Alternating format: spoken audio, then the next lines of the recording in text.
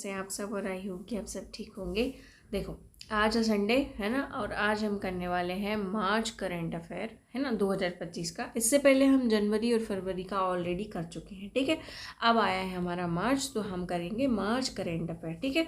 Okay, हाँ, video को आगे बढ़ाने से पहले हम कुछ बता दें कि हमने टेस्ट सीरीज स्टार्ट करी है। इसके साथ साथ इसमें क्या है, आपकी ऑब्जेक्टिव प्रैक्टिस होती रहेगी, है ना। दूसरा, यदि आपने फर्स्ट बार विजिट किया है तो चैनल को सब्सक्राइब कर दो। और हाँ, टेलीग्राम पे आपको ये ऑलरेडी पीएफ मिल जाएगी शाम तक, है ना। टेंशन लेने की ज़रूरत नहीं है, तो आप टेलीग्राम पर जुड़ जाइए, ठीक है। ओके, अब हम स्टार्ट करने वाले हैं। जो हमारा पहला आज का क्वेश्चन है, पहला है कि माधव नेशनल पार्क जो है शिवपुरी में, उसको क्या करा है कि नौवा टाइगर रिजर्व घोषित किया है, ठीक है। नौवा टाइगर रिजर्व घोषित किया है। देखो, ये जो है, और भारत का देखें तो 58वां है, ठीक है। लेकिन ये जो फैक्ट है बहुत ज़्यादा इंपॉर्टेंट है। ये तो डायरेक्ट आपसे ये पूछ सकता है कि जो माधव नेशनल पार्क है वो कहाँ पर है, तो वो कहाँ पर है, शिवपुरी में, ठीक है। और अभी जो टाइगर रिजर्व में शामिल हुआ है, तो ऐसा भी पूछ सकता है कि कौन से क्रम का था, तो कौन से क्रम का था, 9वां टाइगर रिजर्व था, ठीक है। इसके अलावा यदि हम देखें तो 7वां कौन सा था, तो 7वां था रानी दुर्गावती, और 8वां कौन था, रातापानी। हो सकता है 9वां ना पूछ के आपसे 8वां पूछ ले, तो वो था रातापानी, ठीक है। तो ये दो कुछ फैक्ट हैं। या फिर माधव नेशनल पार्क की स्थापना कब हुई थी, 1958 में हुई थी उनकी स्थापना, ठीक है। ये कुछ 4-5 फैक्ट हैं जो कि शिवपुरी से रिलेटेड आपको याद करने हैं ना।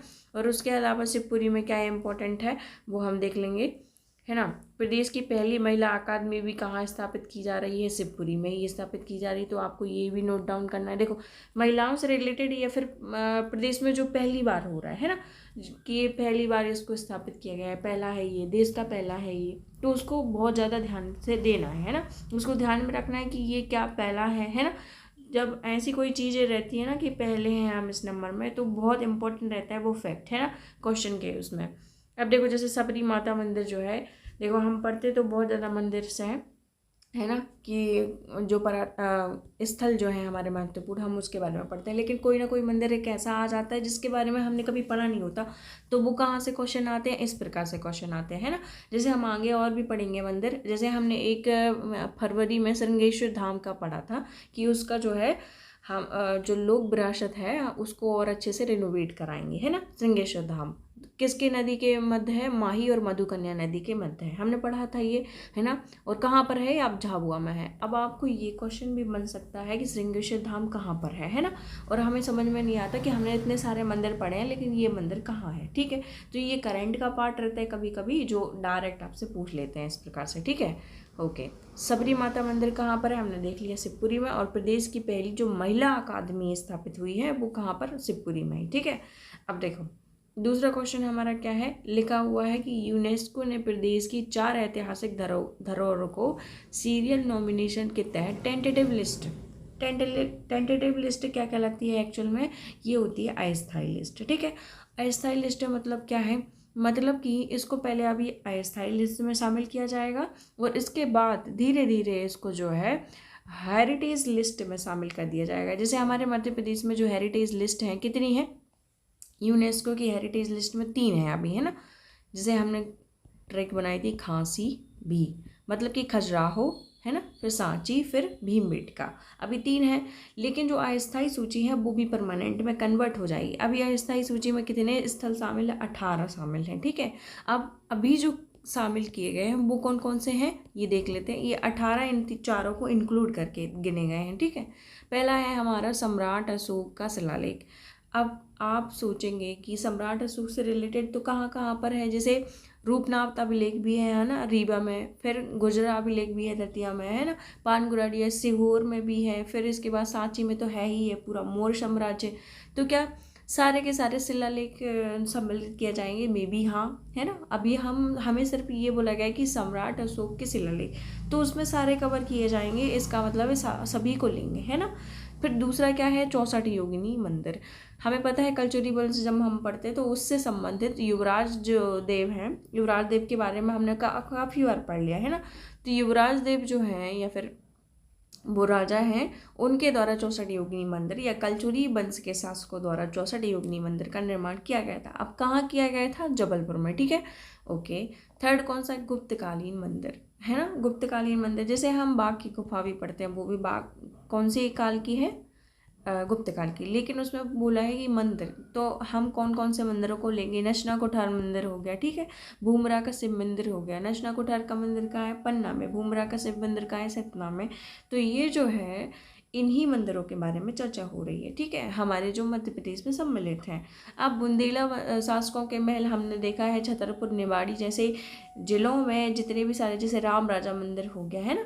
तो इस प्रकार के जो जितने भी मंदिर हैं वो बुंदेला शासकों से संबंधित हैं, है। तो इनको जो है अभी टेंटेटिव मतलब स्थायी लिस्ट में शामिल किया गया है, धीरे धीरे इनको परमानेंट लिस्ट में शामिल कर देंगे, है ना, हेरिटेज बन जाएंगे फिर वो। थर्ड लिखा है गंगा संवर्धन अभियान 2.0 जो है कहाँ स्टार्ट किया गया है, तो ये उज्जैन में। किस नदी के किनारे, तो क्षिप्रा, ठीक है, क्षिप्रा नदी के जो है उसमें गंगा संवर्धन अभियान को स्टार्ट किया गया है, ठीक है, ओके। अब जैसे हमने अब उज्जैन के बारे में पढ़ा है, तो हम उज्जैन के बारे में कुछ फैक्ट भी देख लेते हैं, है ना, जो कि हमारे एग्ज़ाम के पॉइंट ऑफ व्यू से बहुत ही ज़्यादा इम्पोर्टेंट भी है। क्योंकि उज्जैन से अभी देखो 2-3 क्वेश्चन ऑलरेडी पूछे जा चुके हैं। देखो पहला तो कर्कराज मंदिर कहाँ है, उज्जैन में, है ना, ये बहुत इंपॉर्टेंट और फेमस क्वेश्चन है, तो ये पूछा जा चुका है। दूसरा जो वैदिक घड़ी है इसके बारे में ऑलरेडी पूछा जा चुका है, MPPSC पूछ चुकी है। फिर पहली जो मेडिसिटी है इसके बारे में भी पूछा जा चुका है। तो हमें ये रखना है कि हम पे सारे क्वेश्चन आने चाहिए। अब जैसे स्पिरिचुअलिटी सिटी जो है वो कहाँ पे बनाई जा रही है, उज्जैन में ही, ठीक है, उसको कहते भी हैं। नवीनतम जो खुली जेल है वो भैरवगढ़ जेल को बना है। अब ऐसा कुछ इंपॉर्टेंट तो नहीं है इसमें, लेकिन हम थोड़ा सा याद रखेंगे, है ना। कॉरिडोर का निर्माण किया जा रहा है कहाँ से कहाँ तक, उज्जैन मंदिर से खाटू श्याम मंदिर। कहाँ पर है खाटू श्याम, राजस्थान में, ठीक है। तो इसका जो है कॉरिडोर का निर्माण किया जा रहा है। फिर वीर भारत संग्रहालय इसका निर्माण किया जा रहा है, ये भी MPPSC ने पूछा जा चुका है, ठीक है। वीर भारत संग्रहालय जो है कहाँ पर है, उज्जैन में है।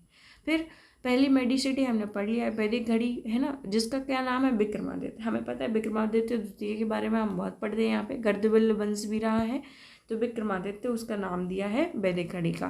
फिर कब लोकार्पण किया गया था, तो 30 मार्च 2025। देखो ये थोड़ा सा कुछ ज़्यादा ही फेमस हो रही थी, तो इसकी डेट भी थोड़ा सा याद करके रख लो कि 30 मार्च 2025 से रिलेटेड है, ठीक है।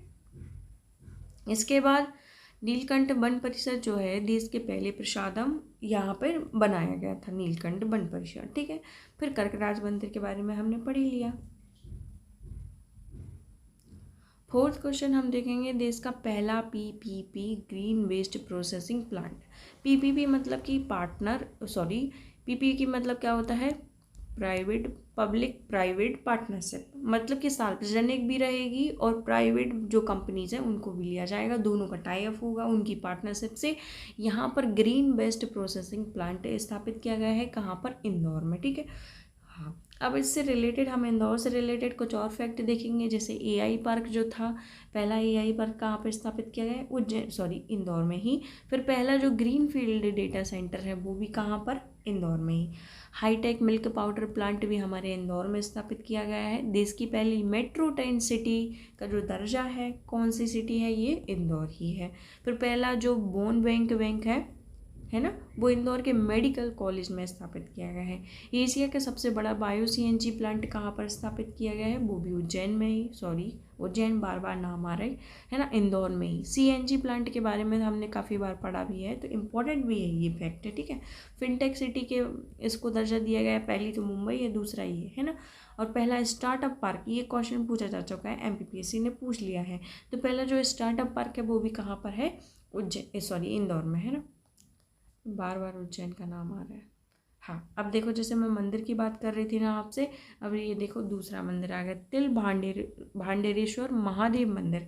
अब हम मंदिरों के बारे में पढ़ते हैं, ये कभी नहीं आएगा आपको, है ना।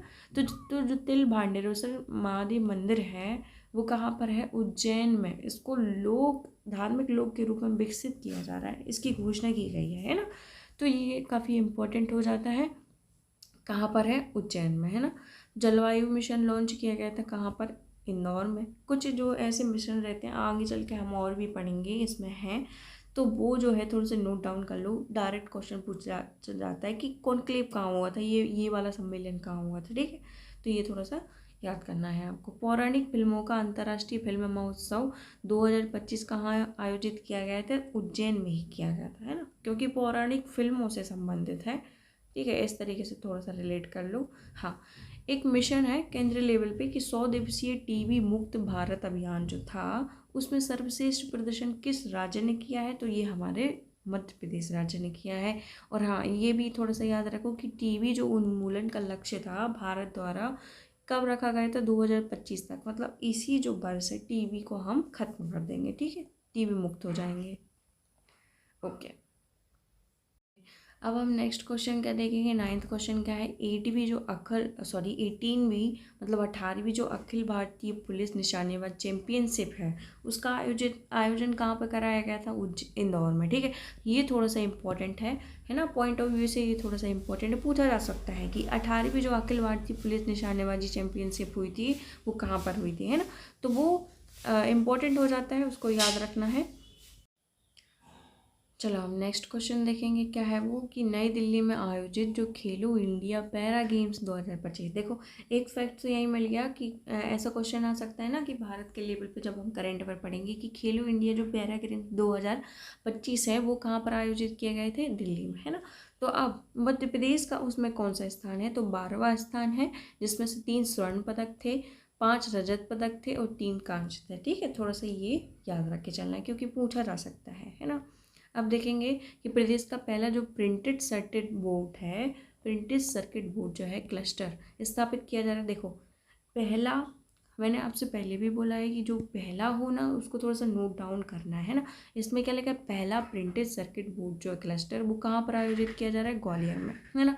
अब इसमें ग्वालियर से संबंधित कुछ और फैक्ट देख लेते हैं, जैसे कि आदर्श गौशाला कहाँ पर स्थापित है?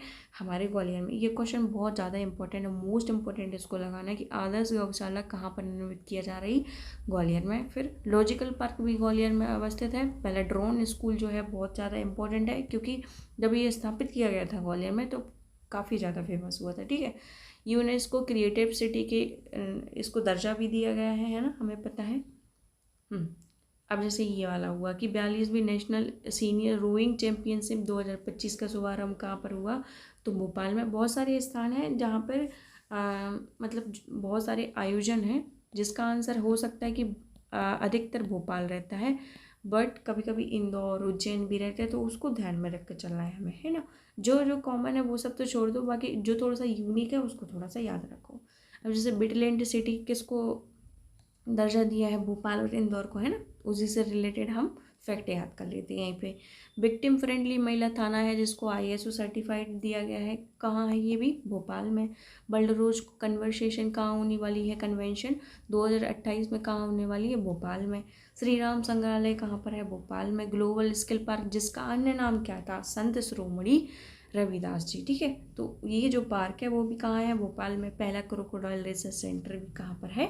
भोपाल में। मतलब कि हम यदि भोपाल पढ़ रहे हैं तो उसके बारे में हम और जो करंट अफेयर है उसके बारे में हम यहीं पर याद करेंगे। ठीक है, 3 बार मैंने इसको रिपीट कर दिया है ऑलरेडी, है ना, जनवरी और फरवरी के करंट अफेयर में, तो बहुत सारी चीज़ें आपको रिमाइंड होती जा रही हैं। ठीक है, अब अंतर्राष्ट्रीय शहीद जो Chandrashekhar Azad hockey astroturf stadium है उसका लोकार्पण कहाँ किया गया है? देखो, नाम से तो ऐसा लग रहा है कि चंद्रशेखर आज़ाद है, तो ये हो सकता है इंदौर हो या फिर अलीराजपुर हो या फिर झाबुआ हो या फिर ओरछा हो। ठीक है, क्योंकि जो चंद्रशेखर आज़ाद है वो इन्हीं स्थलों से रिलेटेड है, बट यहाँ पर कुछ ऐसा नहीं है। यहाँ पर कहाँ स्थापित किया गया है? बालाघाट में।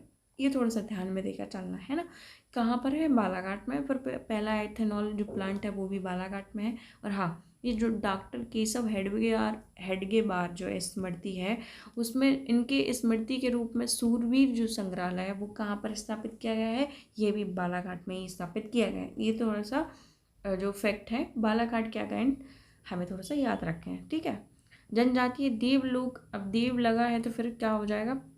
हमें लगेगा कि उज्जैन हो जाएगा, लेकिन नहीं। जनजातीय जो देवलोक महोत्सव है वो कहाँ पर है? भोपाल में। तो थोड़ी यही चीज़ें मैं कह रही हूँ कि थोड़ा सा यूनिक है ना, जो थोड़ा सा ध्यान में देके चलना है हमको, है ना।